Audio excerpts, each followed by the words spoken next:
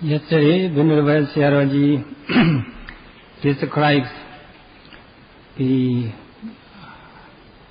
pleasure of happiness in 4 ways. The coolness or calmness of the mind, or tranquility of the mind, or the peacefulness of the mind, or equilibrium of the mind. So among these 4 definitions of the mental qualities or mental equanimities, the Venerable Sayadaw dealt with the second quality, tranquility or equilibrium, quite a little bit detail.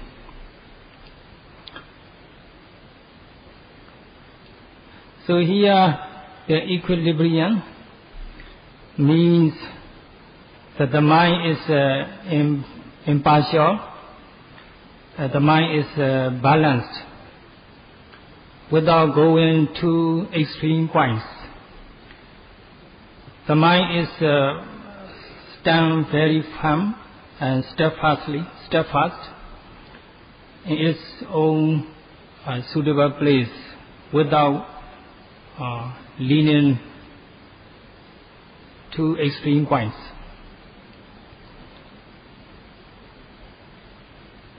So there are also in the world countries that didn't follow to political parties, and these kinds of countries are honored the people because they are not impartial. They are honest and straightforward. So in the same way, people in daily life, that if they are honest and straightforward, people respect them. If someone is not honest and then mistreating, and then initially people may not know and may respect him or her, but later he will be discovered, he or she will be found someone dishonest. Then people will look down upon them, people will stay away from them, people will walk away from them. They will no longer associate with such kind of dishonest person. But anyway, there are many people in the world who are not honest, cheating. But anyway, dishonesty is something disgusting. If we are dishonest, and we will become lonely. Only a few people will associate with us. When we become lonely and isolated, and no one helps us, and then we become restless and desperately commit evil things. We may commit so many unwholesome things. So for several reasons, honesty or straightforwardness is always the best. So to become honest, for someone to become honest, he or she need to find the correct method, how to make ourselves honest and straightforward. So the best way to make ourselves honest, straightforward is the Vipassana method or mindfulness meditation. So Satipatthana meditation is the best way to make ourselves honest and straightforward. This Vipassana method Satipatthana method is also honored the Buddha Bhagava. That means this method is originated from Buddha. This method was passed down from the Buddha. Its origin is Buddha. So this Satipatthana method is honored as a Buddha Bhagavad, Buddha's origin, the originator from the Buddha. So when we experience the Vipassana insight, we become faithful to the Buddha. Our faith in the Buddha becomes stronger and unshakable.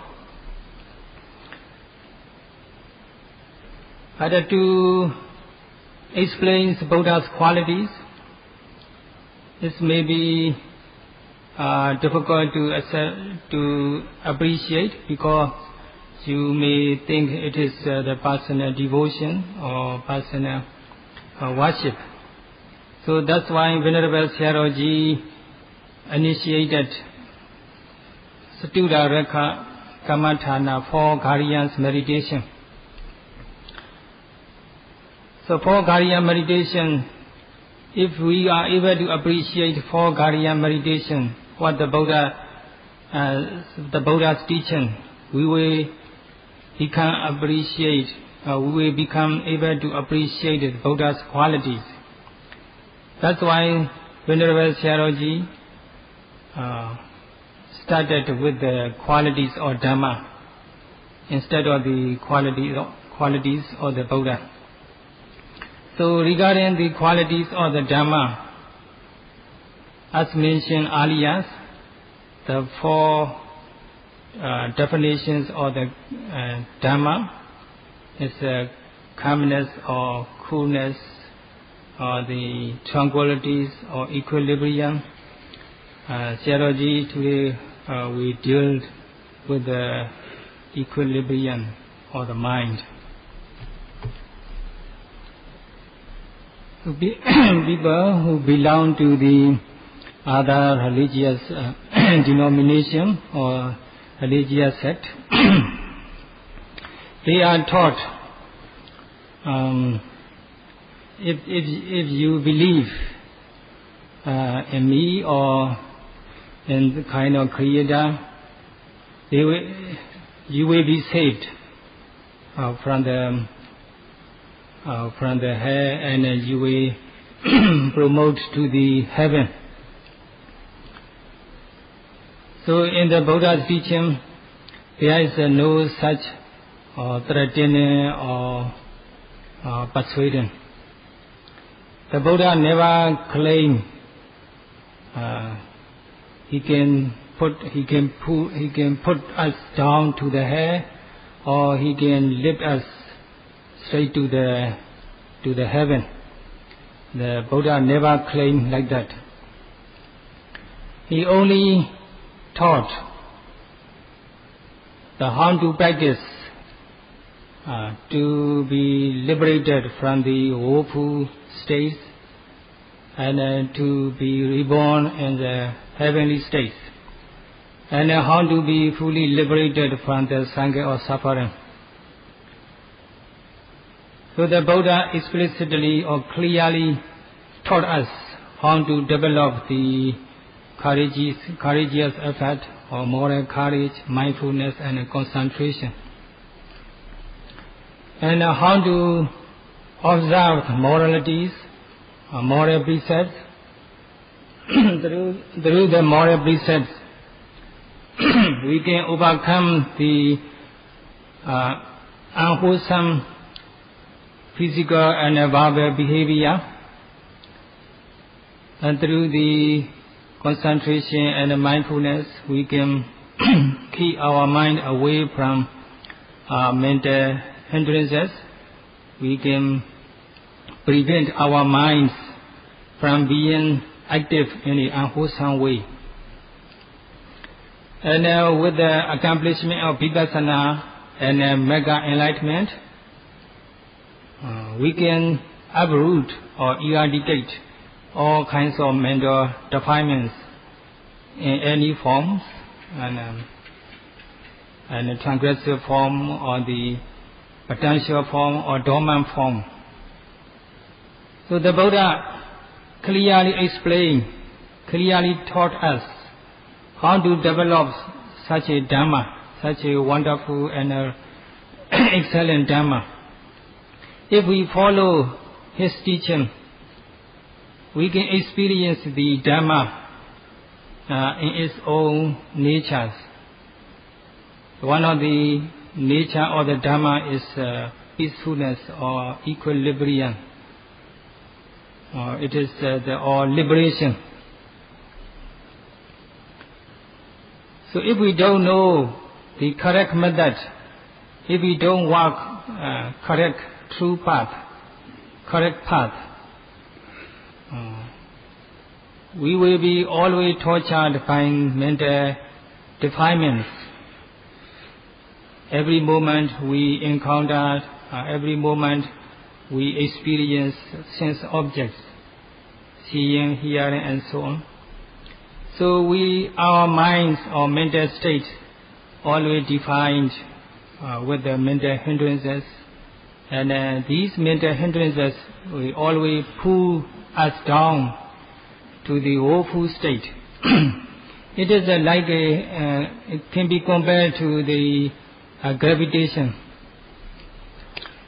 The gravitation of the earth that pull everything to it. So nobody can escape the gravitation. So in the same way, kilesa or mental defilements pull us down to the cycle of suffering. We cannot run away out of the mental defilements. So these mental defilements are those that pull down us to the woeful state. So we ourselves have to struggle to escape from the kilesa gravitation. So we have to make great effort in the practice so that we can escape from the kilesa gravitation. So in the history, the Buddhas appeared about 25 centuries ago in the country known as Nepal, in the capital city, in the ancient capital city called Kapilavatthu. He was historically known to be born to a Sakya caste, or in the Nepalese caste. So he is historically known. He is someone historically known. He is not someone vague. He is someone with a historical background. And moreover, he had fulfilled the parami, the perfections of the wholesomeness, life after life throughout samsara, fulfilling morality, concentration, and wisdom, overcoming three forms of mental defilements: transgressive form, active form, and dormant form of mental defilements. And also he discovered the Majjhima Patipada, the middle way. And he followed this middle path by himself. And he accomplished his purpose.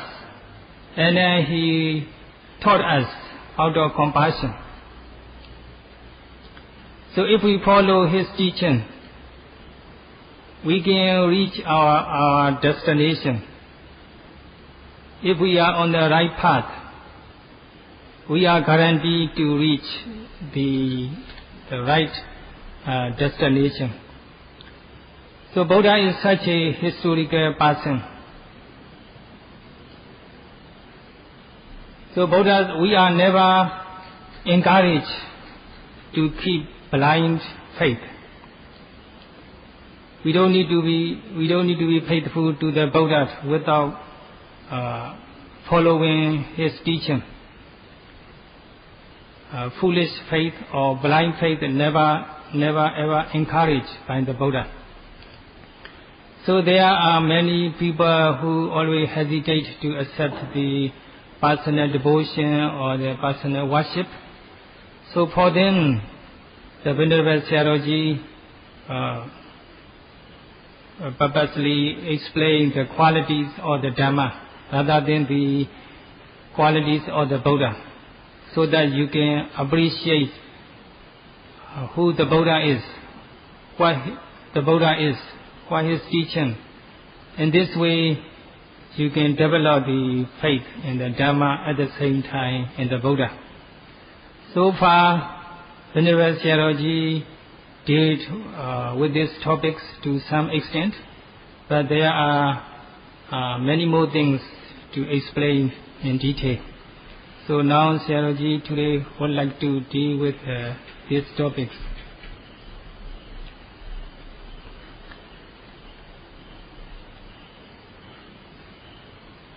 So now Venerable Sayadaw explained a little bit more about the Majjhima Patipada, the middle way. So Majjhima Patipada and two words combined. Majjhima means middle. Patipada means practice that can bring about the peacefulness or equilibrium.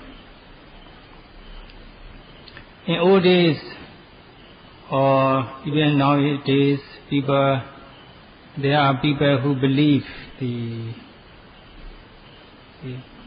Loka Nibbana, that means present peacefulness or Nibbana. By enjoying sensual pleasure, seeing something or someone beautiful, or enjoying the fragrance smell like perfume, enjoying sweet song and music, enjoying sense objects we like touching or thinking about whatever desirable. So enjoying sense objects, we can enjoy our present life. That is the definition of the Nibbana. That's the definition of the Nibbana made by some people. Actually, where there is no attachment and craving, there is insight and enlightenment, and then there is peacefulness and equilibrium. So in old days, there were many people who believe in the wrong path or wrong way to overcome attachment to sensual pleasure. So they believe to defeat or to eradicate attachment and craving. Some people, they believe their body should be tortured. So they sit under the sun, among the fires, in the hot season, in the summer, and a very cold season in winter. They take bath in they sink themselves in the icy cold water. And then sometimes they recline on a very sharp thorns, and then sometimes they set their body upside down. So in many ways, in several ways, they torture their body with the purpose to overcome attachment to sensual pleasure. That's actually wrong way. The Buddha, when he appeared, initially the Buddha himself is involved in sensual pleasure, engaged in enjoying in sensual pleasure. Later, the Buddha gave up sensual desire, sensual pleasure, and then he went to another extreme point by practicing self-denial or austerity. So initially he believed self-denial is something important or essential to overcome mental hindrances, mental defilements, and especially attachment and craving. So in this way, the Buddha himself got indulged in the two extreme practice. First, sexual and sensual pleasure, and then self-denial or austerity. Later he found both practice serve no purpose and not beneficial at all. So then he started to practice Satipatthana meditation. He developed mindfulness, observing mental and physical phenomena arising and passing away moment by moment. Then he experienced the tranquility of mind or equilibrium of the mind. Every moment he encountered with the sense objects, his mind is become tranquil and stable, unshakable, because he saw mind and body, mental and physical phenomena as they really are, and then their conditionality and impermanence.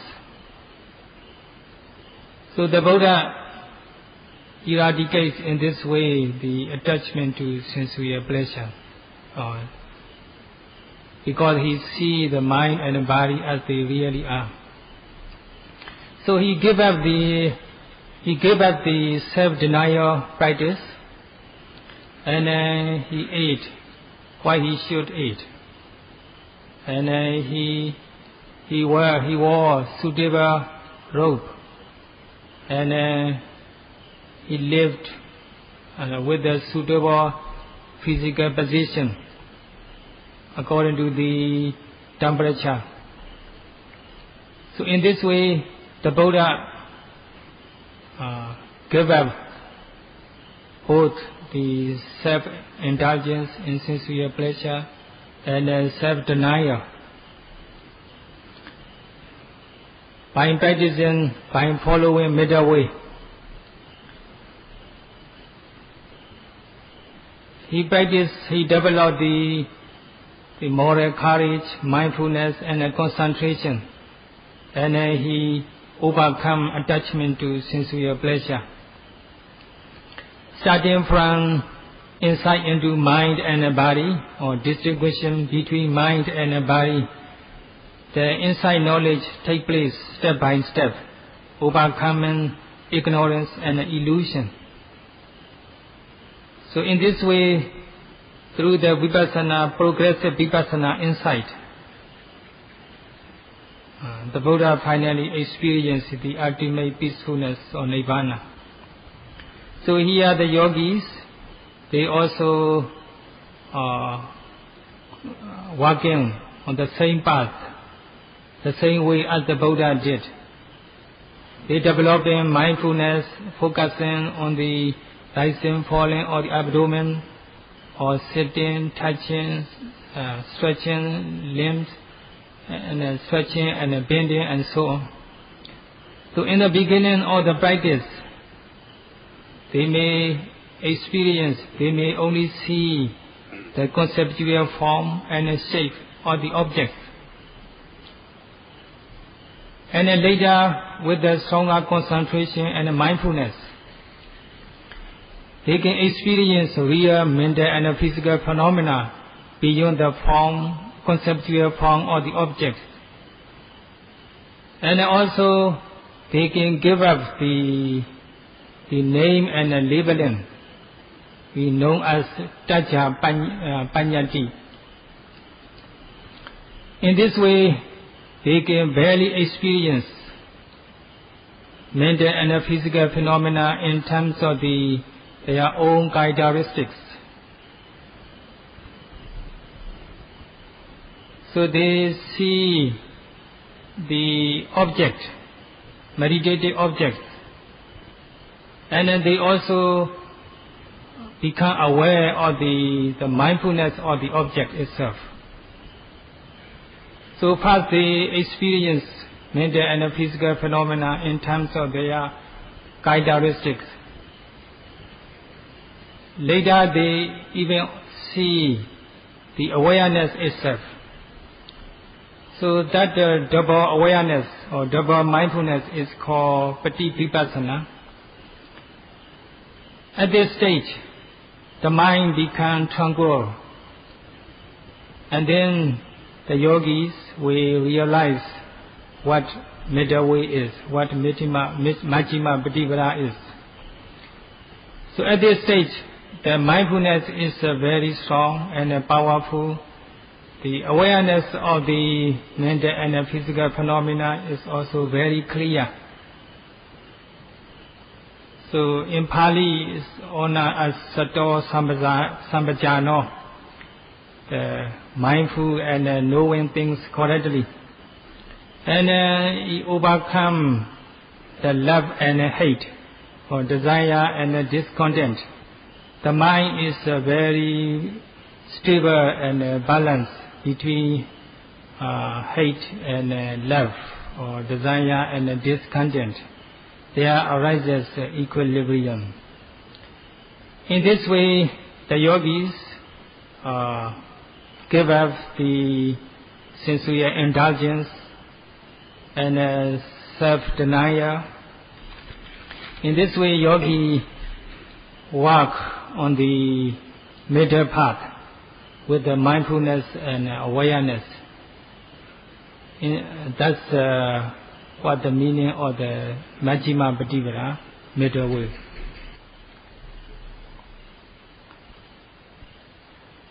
So to make a little bit elaboration about the Majjhima Patipara.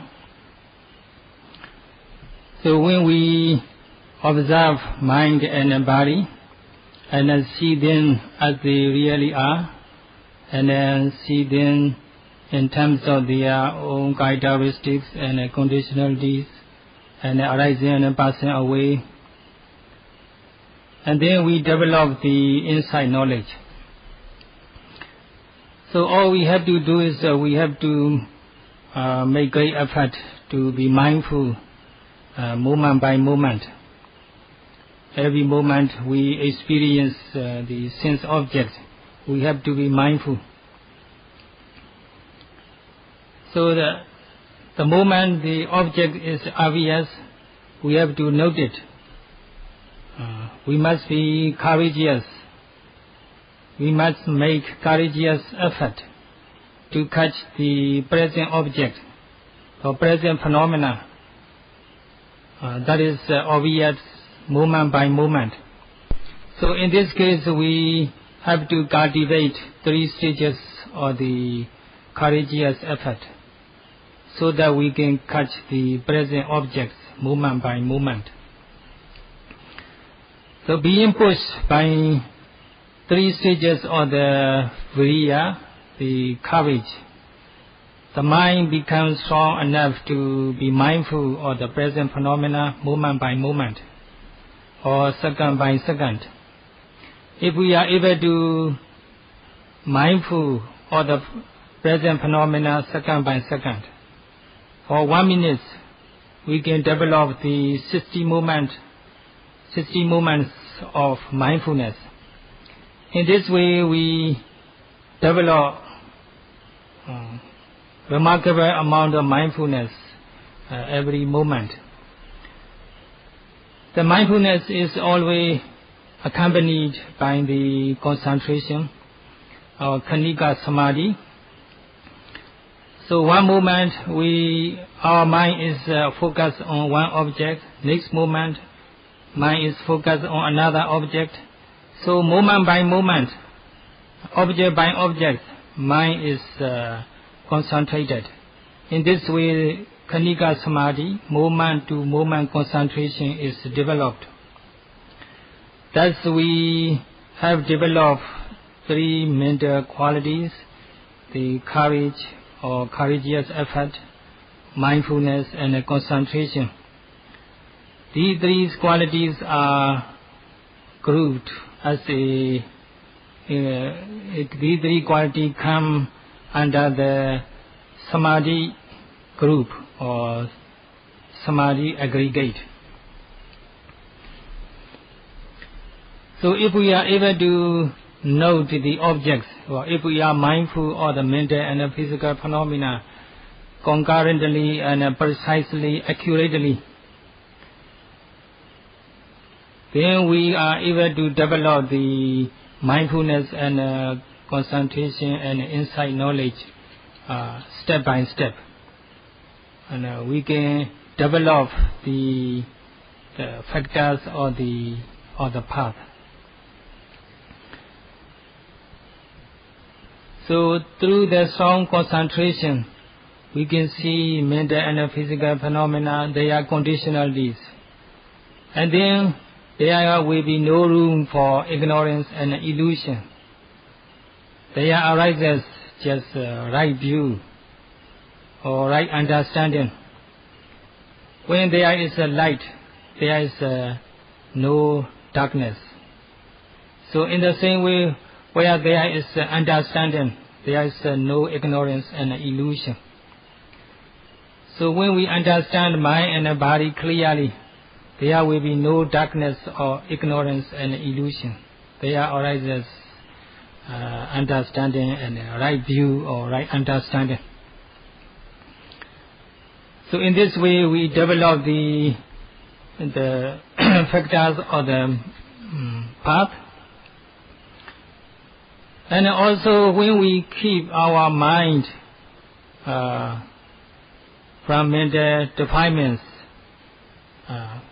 by controlling our senses, controlling our eyes, ears, smell, nose, tongue, and body, and so on. With the self-restraint, so our moralities is always pure, untainted. So through the Vipassana practice, we can spontaneously observe, we can spontaneously fulfill moral training or morality training, or sila sikha, or we fulfill sila and morality. So every moment we are mindful. If we are mindful every moment, our senses are well guarded from mental hindrances. In this way, we develop the factors or the moral factors of the Eightfold Path. Samma Vaca, the right speech, and Samma Kammanta, right actions, and Samma Ajiva, right livelihood. So through the Sila training or Sila practice, we can overcome the transgressive form or the mental defilements. And then through the concentration factors, we can overcome active form or the mental defilements. And then through the mega enlightenment, we can eradicate the dormant form or the mental defilements. So in this way, through the factors or the path factors, we can purify ourselves or the mental defilements. When our mind, ourselves become pure, we can see things clearly and correctly. So these mental factors make us pure and and high, and superior. So these middle factors, these path factors are called Uttama and pure, and Ariya, pure, and Uttama, superior. So such a superior and pure or moral, the path factors, we develop every moment we are mindful of the object. So just imagine how noble and how the holy our practice is every moment. So we avoid this sensual indulgence, and we also avoid self-denial. We eat suitable food, we live under the suitable temperature, a healthy temperature. So in this way we practice the middle way, and in this way we develop the tranquility and calmness and peacefulness. That's how we can experience Majjhima Patipada, or the middle way. So there will be many more things to explain, but enough for today. Sadhu, sadhu, sadhu.